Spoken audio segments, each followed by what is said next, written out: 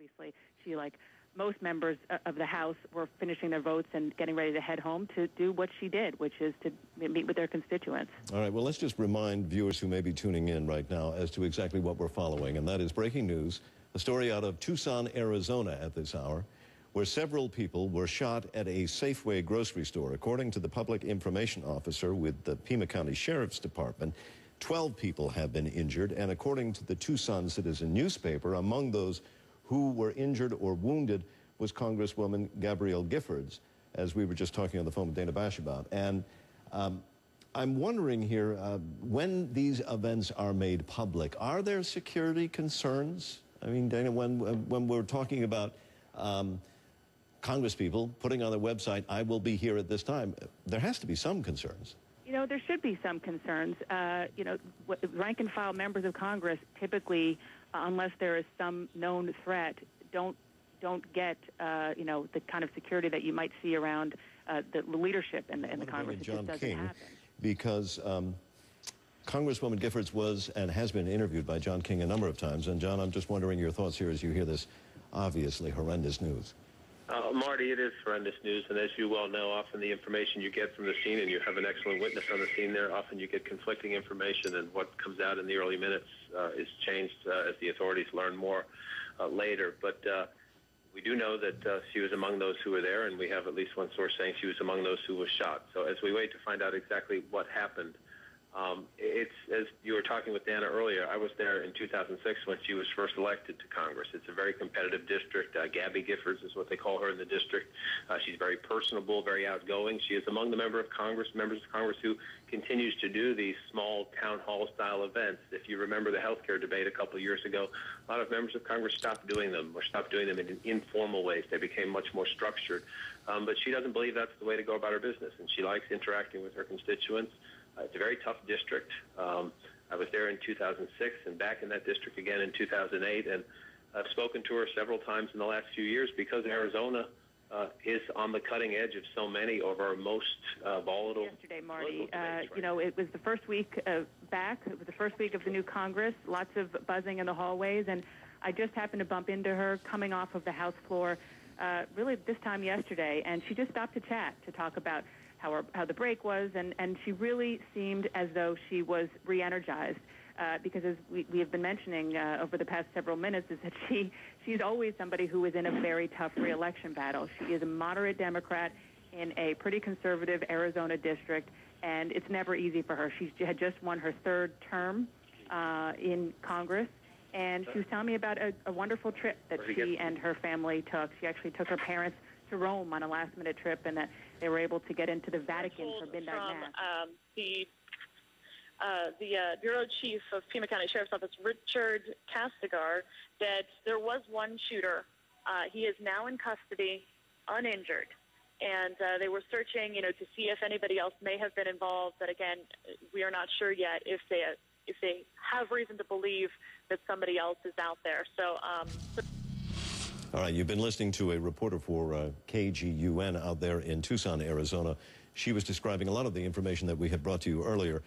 Suspect now in custody, and those that have been injured, the life flight helicopters that have been brought in. But again, recapping for you, a dozen people or more have been shot, and there are unconfirmed reports of a number of people killed. Among those that may have been wounded in this attack is Congresswoman Gabrielle Giffords. Eyewitnesses say that is so, and that she has been transported to hospital. That she was responsive at the time. However, doubly troubling is the account by eyewitnesses that say she was shot at very close range and perhaps more than once, and that could be the news coming out of Tucson, Arizona. And we understand that Congresswoman Gabrielle Giffords is among 12 people shot at a grocery store just hours ago, and that is according to a Democratic source. There are unconfirmed reports that there are fatalities, and I should tell you, and it's disturbing news, that NPR is now reporting that the Congresswoman Gabrielle Giffords has in fact died, as have six other people. We were told that she was, sorry, the Google Earth has gone a little crazy on me there. We were told that she was potentially taken to the University Medical Center. We do have confirmation that 2 of the victims were taken to the Northwestern Medical Center. And as I zoom out here, it will show you the location, which is just south of there. There you can see the University Medical Center in relation to where the Safeway is. All right, Jackie, thank you very, very much as we get a look from a bird's eye view as to the layout here. CNN has confirmed, as you see, that the Congresswoman has been killed. And we also know, according to NPR, that at least 6 other people have been killed in a shooting that took place at a Safeway grocery store in Tucson, Arizona this morning. Sylvia Lee, are you there with us? Yes, I am. As a friend, I want to express to you I'm very sorry of this news that obviously we're all hearing here, and I'm wondering what it is you are hearing where you are.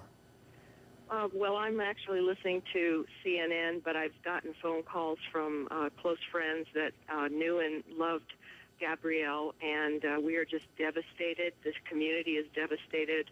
Her constituents are devastated, and I think you're right. This is no matter what side of the political realm you're on, this is just a tragedy that is unspeakable. All right, here's what we know. A shooting has taken place in Tucson, Arizona at a grocery store. It was an event at which Congresswoman Gabrielle Giffords was taking part. Eyewitnesses say that she was shot, as were a number of other people, perhaps up to a dozen people or more, according to the sheriff's office.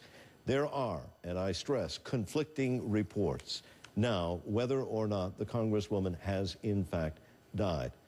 We have been told a number of different things. Right now, we will, if we are wrong, we hope that it is wrong in the sense that she is alive and in surgery, which is the other report that is coming in at this particular time.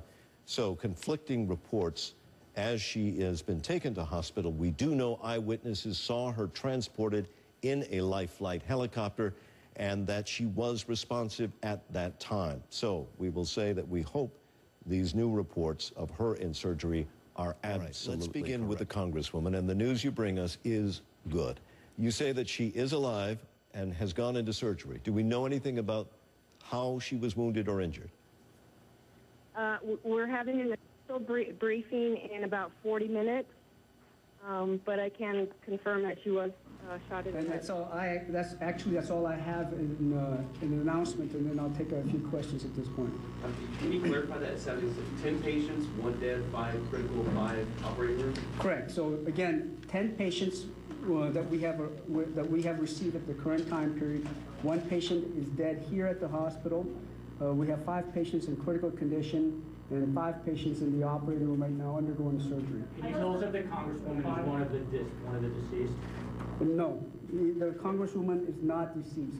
Can you tell us her condition currently? She is in critical condition. The neurosurgeons have finished operating on her, and I can tell you at the current time period, I'm very optimistic about recovery. Can you tell us where she was shot and the extent of her injuries? She was shot in the head. And it is nice to know that the captain was flown there to get there right away, especially in time for his wife to be taken out of surgery. And as we've been reporting, she is recovering, and doctors say that they are optimistic. NBC's Janet Shamlian. Thank you so much, Janet. We want to head to Washington, D.C., and Luke Russert, who's standing by for us. And a lot of congressional reaction is pouring in over this. Luke, I know we are expecting to hear from Nancy Pelosi a little later on. She's going to be holding her own constituent-type meeting, similar to what we had here in Tucson this morning. Yes, that's correct, Thomas. And really, I think the word to use in terms of what members of Congress have told me is just utter shock. You have to understand the House representatives, albeit there's 435 members, a lot of them have been there for a significant amount of time. They serve on committees, and it's kind of a fraternity, if you will, sorority, if you will. And Ms. Giffords is someone who, if you talk to Republicans and Democrats, was universally very well liked. She tried to do a lot of bipartisan legislation in terms of border security and the Border Patrol. Representative Poe, a very conservative member from Texas, actually said on our air how fond he was of her and how she actually made a real effort to work with him on the issue of border security. We're happy to state that only 1 patient remains in critical condition, and I will discuss that patient in a little bit more detail and give you information. The rest have been moved out of the ICU unit. We still have 3 in serious condition, and the rest are in fair or good condition, with 1 patient being discharged. We all know that the 1 patient in the ICU right now in the serious condition is Congresswoman. And so at this point, what I'll do is I'll turn over to Dr. Lamolle, the chief of neurosurgery here, and he everything from the ER physicians, the support staff, and nursing, Dr. Rhee and his team, who were able to triage the patient and get the patient to the OR in 38 minutes. And then the staff that helped with the OR case, not the least of which my partner, Dr. Martin Winand, who operated next to me, the anesthesiologists and all of the support staff.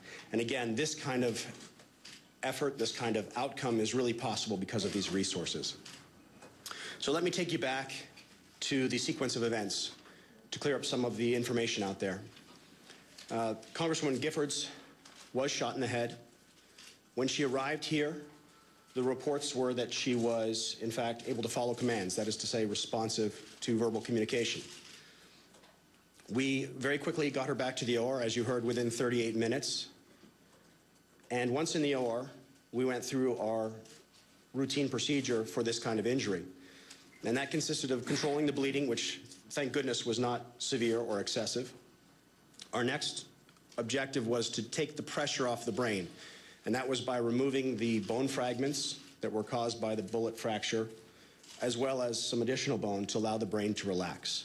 And lastly, we removed any small parts of devitalized brain, and I'm happy to say we didn't have to do a whole lot of that. At that point, she returns to the ICU. Now, I will tell you briefly that when we talk about gunshot wounds to the head, the things that are most concerning to us are if the bullet crosses from one hemisphere to the other, one side to the other, if the bullet crosses through the geometric center of the brain. And I'm happy to say that those were not the case in this instance. And because of that, Congresswoman Giffords is able to communicate with us this morning through following of simple commands. And we're very encouraged by that. I have just come from the University Medical Center, just a mile from here, where our friend Gabby courageously fights to recover, even as we speak. And I want to tell you, her husband Mark is here, and he allows me to share this with you. Right after we went to visit, a few minutes after we left her room and some of her colleagues from Congress were in the room, Gabby opened her eyes for the first time. Gabby opened her eyes for the first time.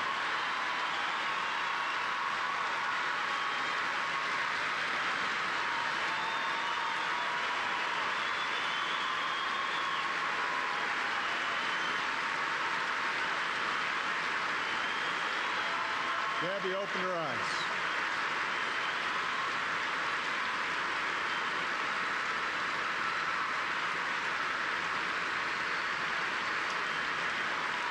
Gabby opened her eyes so I can tell you she knows we are here, she knows we love her, and she knows that we are rooting for her through what is undoubtedly going to be a difficult journey. We are there for her.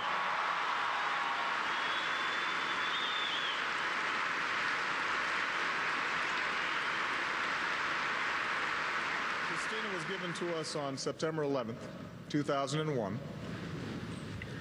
One of 50 babies born that day to be pictured in a book called Faces of Hope. On either side of her photo in that book were simple wishes for a child's life. I hope you help those in need, read one. I hope you know all the words to the national anthem and sing it with your hand over your heart. I hope you jump in rain puddles. If there are rain puddles in heaven, Christina is jumping in them today.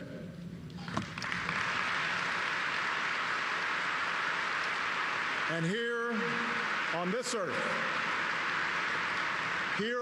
earth, we place our hands over our hearts, and we commit ourselves as Americans to forging a country that is forever worthy of her gentle, happy spirit. May God bless and keep those we've lost in restful and eternal peace. May He love and watch over the survivors, and may He bless the United States of America.